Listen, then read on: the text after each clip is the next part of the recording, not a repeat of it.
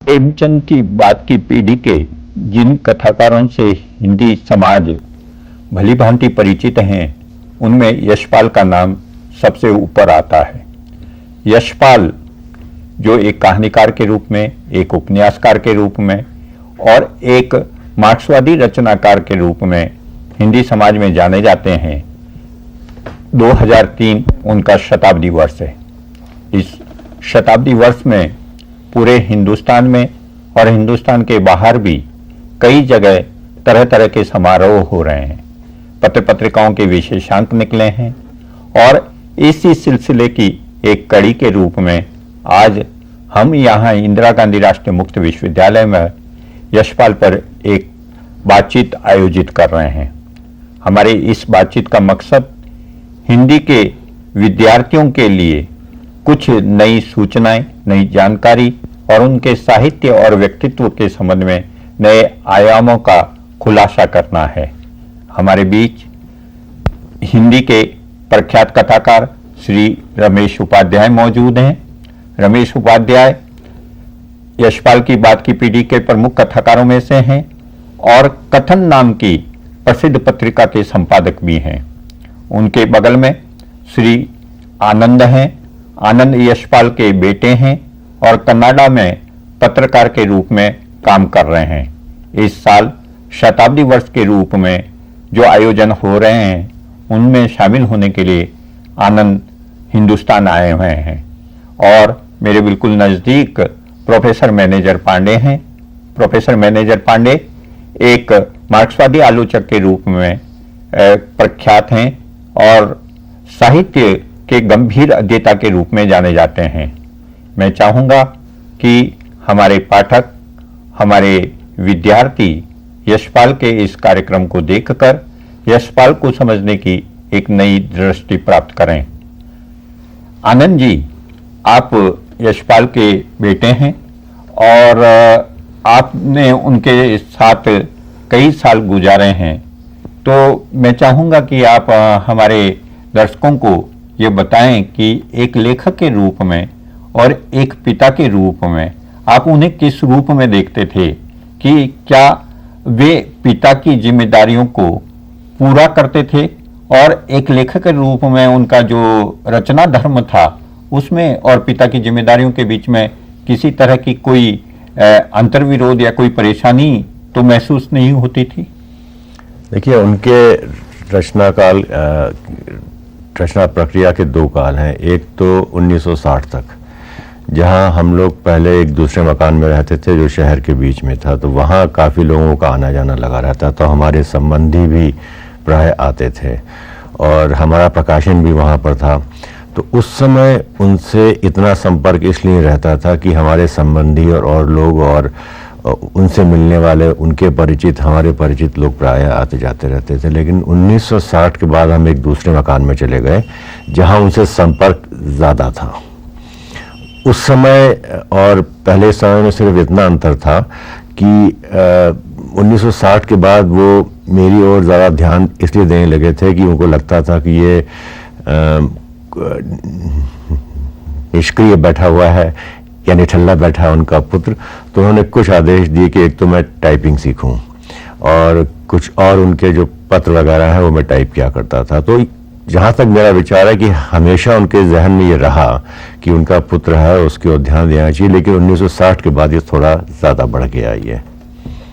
रमेश जी, आप स्वयं एक कथाकार हैं और जब आपने अपना कहानियाँ लिखनी शुरू की होगी, उपन्यास लिखे होंगे, उससे पहले आपने हिंदी के बहुत सारे कथाकारों को और हिंदीतर भाषाओं के कथाकारों को भी पढ़ा होगा। तो उस समय जब आप अपना एक लेखक के रूप में रचना जीवन शुरू कर रहे थे, उस समय आप पर यशपाल का किस तरह का प्रभाव था? भारत जी, मैं इस बात को अपने एक निजी प्रसंग से शुरू करना चाहता हूँ।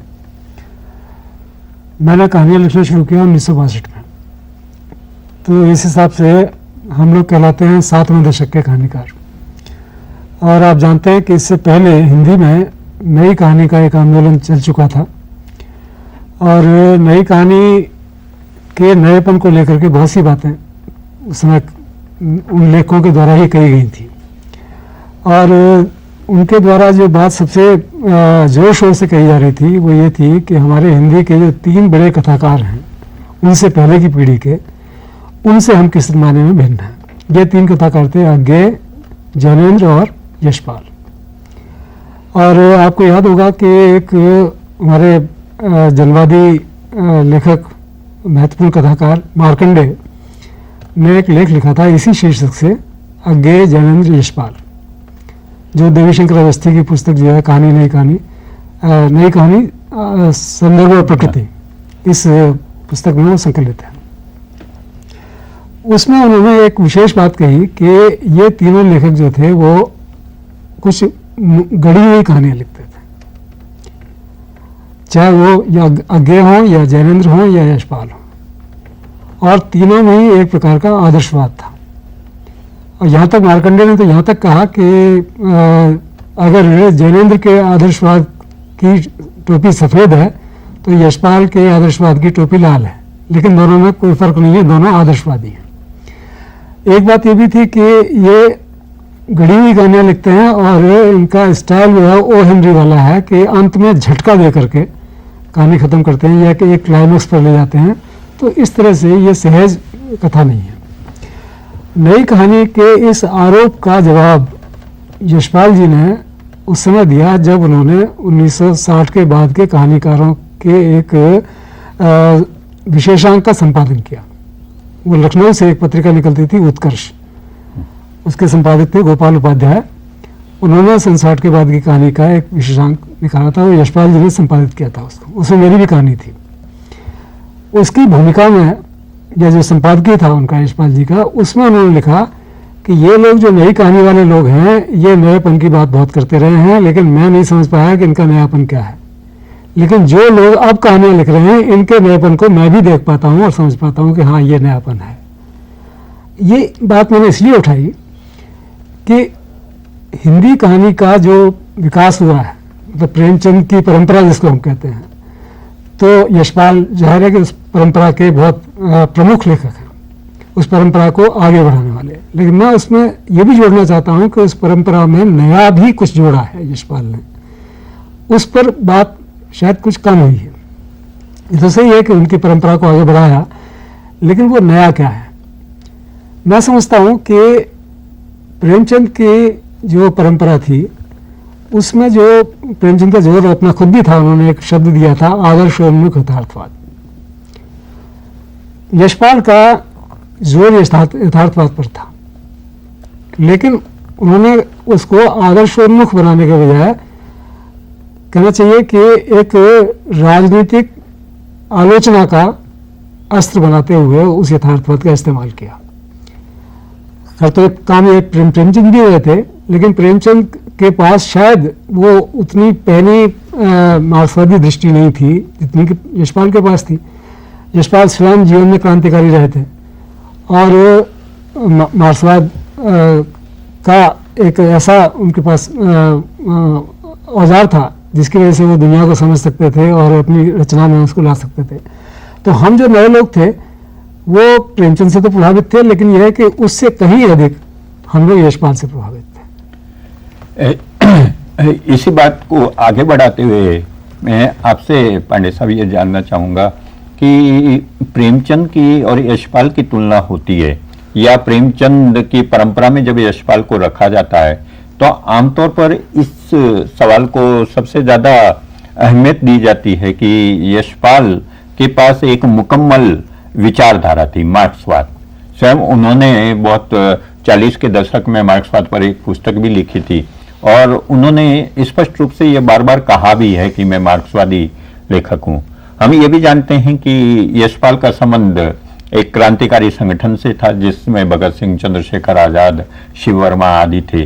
तो ये जो रूपांतरण है यशपाल का और इस रूपांतरण का प्रतिफलन जो उनके लेखन में हुआ है उसको आप किस तरह से देखते हैं? बारही यशपाल का वैचारिक रूपांतरण तो क्रांतिकारी आंदोलन से अलग हटकर लेखन को क्रांतिकारी धार देने में है। जाहिर है उनको बाद के दिनों में जब ये लगा कि अब मैं पुरानी पद्धति से समाज को बदलने में सक्षम नहीं हो पाऊंगा, तो यह भी उनको लगा कि व्यापक जन चेतना के जागरण और निर्माण के लिए हमें भाषा, शब्द, साहित्य और कला का उपयोग करना है। यशपाल जीवन भर एक बात कभी नहीं भूले कि वे साहित्य की रचना सामाजिक परिवर्तन के लिए कर रहे हैं। और चूंकि जैसा आपने कहा और हर आदमी ये जानता है कि उनके पास मार्क्सवादी दृष्टि थी, मार्क्सवाद के दर्शन के पक्षधर थे वे, और बल्कि उसी पक्षधरता के तहत दूसरे दर्शनों और विचारों से उन्होंने टकराने की भी कोशिश की। तो एक तो विचार के स्तर पर वे मार्क्सवाद को स्थापित कर रहे थे, दूसरे रचना के स्तर पर दो तीन काम कर रहे थे वे। एक बात तो ये कि जो भारतीय समाज व्यवस्था थी उसकी मूलगामी आलोचना यशपाल ने की। मैं जब मूलगामी आलोचना कह रहा हूं तो मेरा मतलब ऐसी आलोचना जो परिवर्तन की प्रेरणा दे। दूसरा काम उन्होंने अपनी कहानियों और उपन्यासों के माध्यम से ये किया कि मार्क्सवादी दृष्टि को उन्होंने रचनात्मक रूप से सामने रखते हुए आम जनता के बीच या अपने पाठकों के बीच उस दृष्टि के लिए विश्वास पैदा किया, साख पैदा की, और पाठकों को यह प्रेरणा दी कि इस दृष्टि से आप अपने समाज को, अपनी समस्याओं को देखिए। यशपाल की कहानियों के बारे में प्रायः ये कहा जाता है कि उसमें आदर्श है। अभी स्वयं रमेश जी ने कहा कि उन पर लोग आरोप लगाते रहे हैं, पर देखिए यशपाल असल में विचार केंद्रित कहानियां लिखते थे। उनकी कोई कहानी ऐसी नहीं है जिसमें एक महत्वपूर्ण विचार मौजूद न हो, पर साथ ही वे विचार पर व्याख्यान नहीं देते थे कहानी में, बल्कि विचार को जीवन प्रसंगों से जोड़कर पाठक तक पहुंचाते थे। दूसरी बात उनके उपन्यासों में भी है और कहानियों में भी यह बात दिखाई देती है कि भारतीय समाज की जो विसंगतियां हैं, चाहे वो सामंती व्यवस्था से उपजी विसंगतियां हो या शुरू के दौर में अंग्रेजी राज या साम्राज्यवाद के कारण उपजी विसंगतियां हो, उन विसंगतियों को जनता के सामने लाकर उनकी आलोचना करते हुए उन पर व्यंग भी गहरे स्तर पर यशपाल किया करते थे। पर मैं फिर जोर देकर यह कहना चाहता हूं कि यशपाल की कहानियों और उनके उपन्यासों के पाठक ये जानते हैं कि यशपाल विचारधारा का उपयोग केवल जीवन जगत को देखने और रचने के लिए करते थे। उनके किसी उपन्यास में, विशेष रूप से पार्टी कामरेड, दादा कामरेड में, मार्क्सवाद पर कोई बहुत भाषण नहीं है। आनंद जी, इसी संदर्भ में मैं आपसे एक बात जानना चाहूंगा। ये आमतौर पर कहा गया और अभी यहाँ पर भी दोहराया गया है कि वो विचारधारा के प्रति सजग रहने वाले और दृष्टि संपन्न रचनाकार थे, लेकिन जैसा आपने अपने संस्मरण में भी लिखा है कि वो आमतौर पर अपने आसपास घटने वाली घटनाओं से को इस्तेमाल करते थे। तो इस संबंध में आपके अनुभव क्या है कि वो आमतौर पर कहानियों में, कविता और उपन्यासों में जो रचनाएं, जो घटनाएं, जो प्रसंग प्रस्तुत करते थे, उसकी प्रेरणा उन्हें कहाँ से मिलती थी? उसकी प्रेरणा परागिम वो निश्चित रूप से अपने आसपास के लोगों से ही मिलती थी। और जब मैं उनकी रचनाएं अब देखता हूँ, जो रचनाएं उन्होंने लिखी जब मेरे पैदा होने से पहले या जब मैं बहुत छोटा था, तो उसमें भी मैं ऐसे कई लोगों को देख पाता हूँ जिनसे मेरा बाद में परिचय हुआ। तो मैं कहूँगा कि वास्तविकता तो उसमें रहती थी, काल्पनिकता का भी पुट था, लेकिन आम प्राय, और मैं कहूँगा 98% 100 में से वो वास्तविक जीवन से ही अपने पात्रों को लिया करते थे। और उनकी कुछ पुस्तकें जैसे चक्कर क्लब वगैरह है, जिसमें कि एक गोष्ठी में लोग एक दूसरे से बातचीत करते हैं, विभिन्न विचारधाराओं के लोग, तो उनमें से अनेक पात्र जहां हम लोग रहते, जहां हमारा निवास स्थान था, उसके आसपास पीछे एक घना मोहल्ला था वहां पर, तो वहां पर हर प्रकार के लोग रहते थे। तो उनको मैं आपसे कह सकता हूं कि उनमें से कुछ लोग अभी जीवित हैं, कुछ नहीं भी हैं, पर उन्हीं के आधार पे उन्होंने उनको उठाया है। तो वो बहुत दूर नहीं जाते थे वो ढूंढने के लिए, या बहुत लंबी कल्पना का सहारा नहीं लेते थे, बल्कि आसपास के लोगों से, वास्तविक लोगों से ही वो उठाया करते थे उनको वो। और जो उनकी 60 रचनाएं हैं, उसमें से तो अनेक कहानियां ऐसी हैं जिनके बारे में उनको मैंने बताया, या हमारे आसपास के लोगों के साथ वो घटित हुई, तो उसको लेकर उन्होंने कहानी लिखी। उनको लगा कि इसमें कुछ ऐसी चीज है जिसके आधार पर कहानी लिखी जा सकती है, लेकिन वास्तविक घटना उस कहानी में बहुत कम रह जाती है। वो तो सिर्फ दाल में नमक के बराबर ही होती है, लेकिन कल्पना उसके अलावा होती है, लेकिन वो प्राय ही वास्तविक जीवन से घटनाएं लिया करते थे। रमेश जी, इस संदर्भ में एक और सवाल पैदा होता है। आपने कहा कि प्रेमचंद के बाद की पीढ़ी के जो लेखक आपकी पीढ़ी के रचनाकारों के लिए प्रेरक रहे, उनमें यशपाल संभवतः सबसे ज्यादा बड़ा नाम है।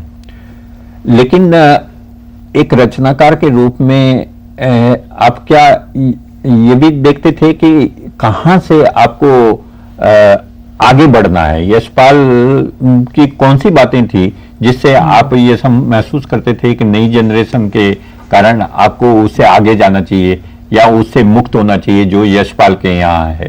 तो इस संबंध में अपनी बात करें। यशपाल का सबसे अधिक प्रभावशाली जो पक्ष था हम लोगों के लिए, नए लोगों के लिए, वो शायद ये था कि यशपाल केवल एक राजनीतिक आलोचना नहीं करते थे, बल्कि गहरे स्तर पर एक नैतिक आलोचना समाज की, सामाजिक यथार्थ की करते थे।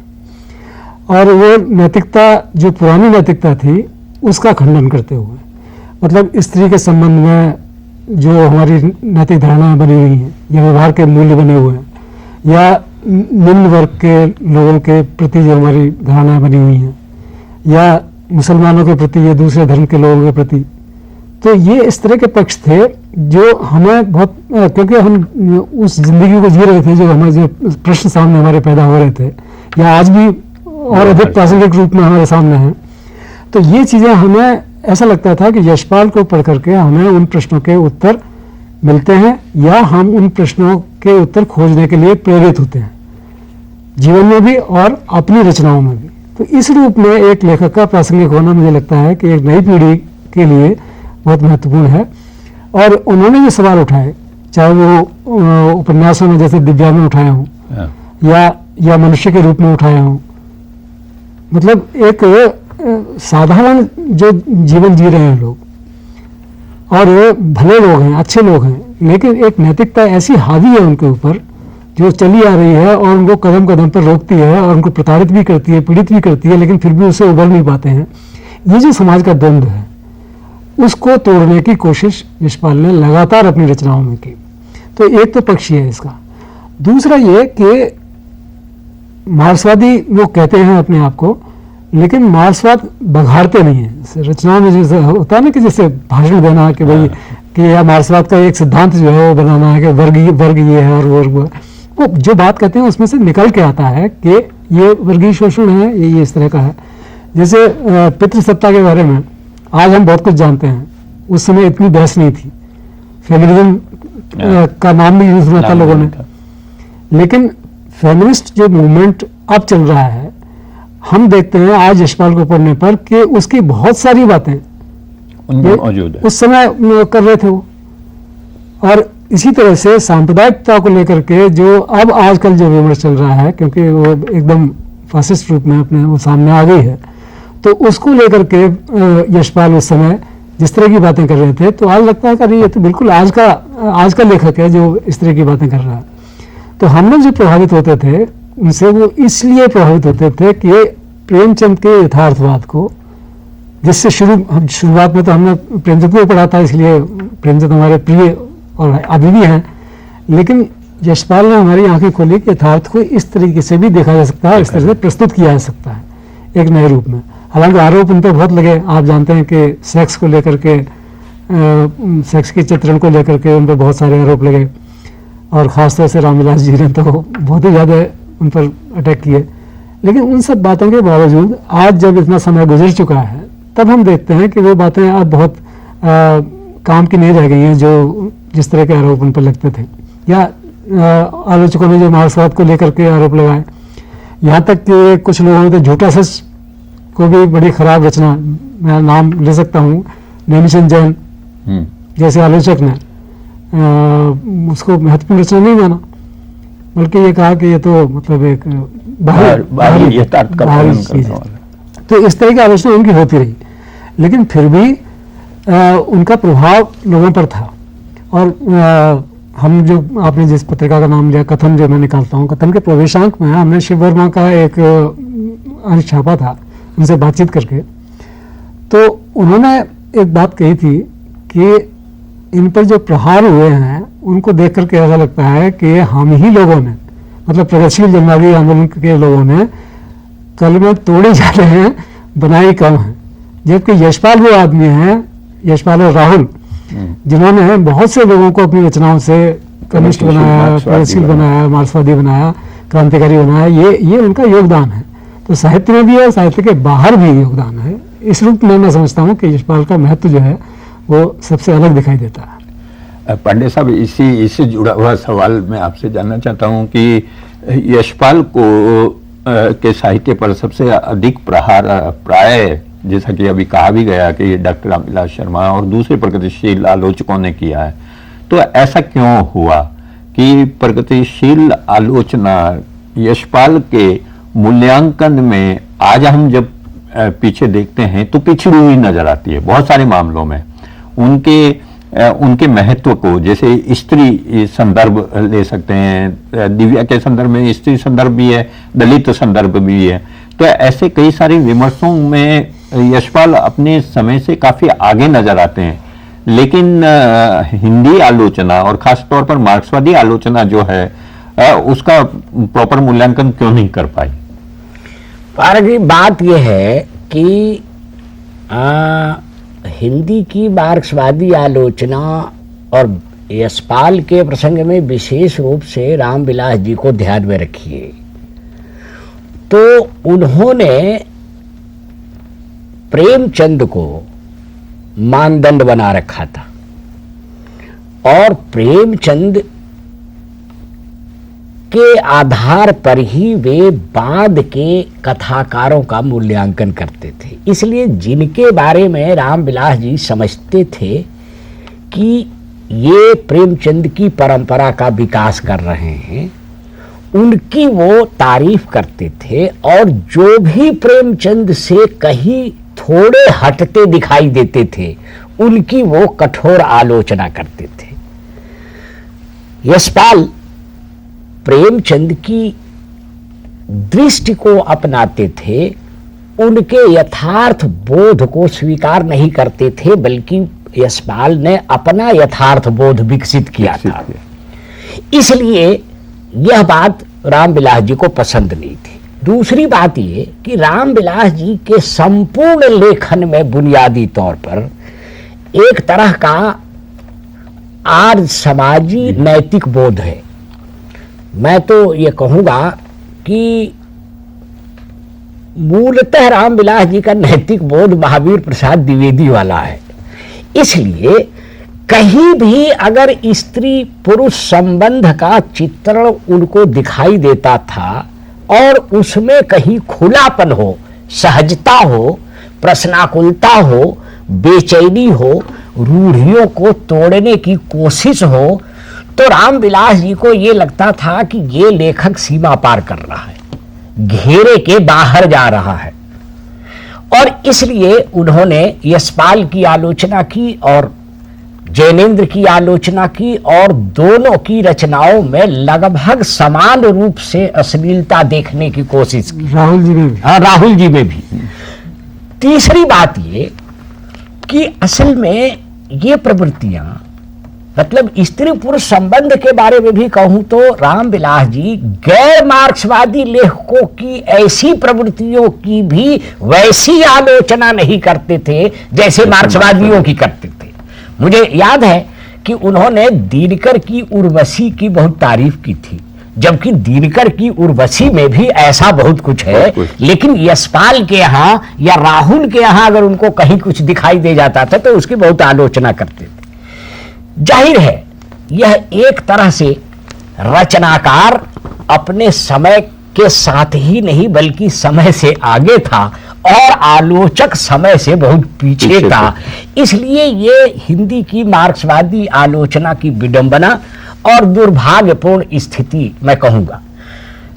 मैं ये भी समझता हूं कि यशपाल ने जिस तरह भारतीय समाज की समग्रता को देखा, उस समग्रता की तुलना केवल प्रेमचंद से की जा सकती है।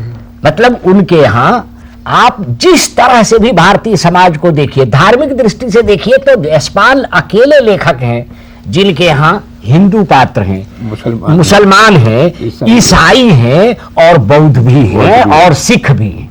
ये वो अकेले लेखक हैं। बल्कि प्रेमचंद के यहां भी बौद्ध उतने नहीं हैं, लगभग नहीं के बराबर, सिख भी लगभग बहुत कम है। उसी तरह अगर आप पेशे की दृष्टि से देखिए तो भी उनके यहां विविधता बहुत है। तो इसलिए यशपाल ने हिंदी कथा साहित्य के यथार्थ बोध का विस्तार बहुत किया है। यशपाल हमारे ऐसे लेखक हैं प्रेमचंद की परंपरा के और उसका विकास करने वाले, जैसा कि हमारे जो विद्वानों ने बताया है कि उसके बहुत सारे पहलू हैं और उनकी प्रासंगिकता जो है वो असंदिग्ध है। हम इस छोटे से कार्यक्रम में उनके सभी पहलुओं को उजागर नहीं कर सकते, फिर भी इतना अवश्य है कि जो बातें यहाँ पर सामने आई है उससे उनका महत्व हमारे सामने बहुत स्पष्ट रूप से उजागर होता है। यशपाल ने जो कुछ भी लिखा है और भारतीय समाज का जो चित्रण उन्होंने किया है, उस चित्रण से निकलने वाले सबक आज भी हमारे लिए बहुत ही उपयोगी है। मैं समझता हूं कि यह कार्यक्रम आप सभी के लिए बहुत उपयोगी सार्थक लगा होगा, और मैं अपने सभी विद्वजनों का जिन्होंने इस कार्यक्रम में भाग लेकर इस यशपाल पर अपने विचार प्रस्तुत किए हैं, उनका मैं हृदय से आभारी हूं। उनको विश्वविद्यालय की तरफ से धन्यवाद ज्ञापित करता हूं। धन्यवाद।